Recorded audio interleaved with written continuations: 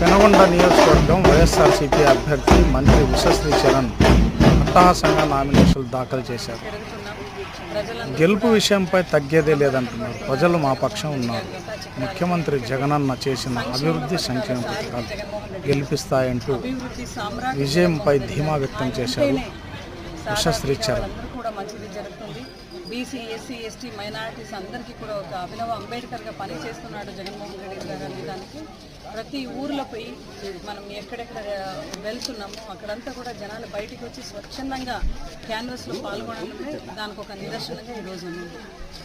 Madam ఎలా ఉంది madam canvas అయితే చాలా బాగా జరుగుతుంది. ప్రతి ఊరు కూడా ఇప్పటికే 2-3 సార్లు తిరిగినాము, క్యాన్వాస్ చేసుకున్నాం. లీడర్స్ సిద్ధంగా ఉన్నారు, ప్రజలందరూ కూడా మేమంతా సిద్ధం అంటున్నారు. అండ్ ఈ పెనుగొండ నియోజకవర్గంలో అయితే ఖచ్చితంగా వార్ వన్ సైడ్ అవుతుంది. లోకల్ నాన్ లోకల్ అంటున్నారు.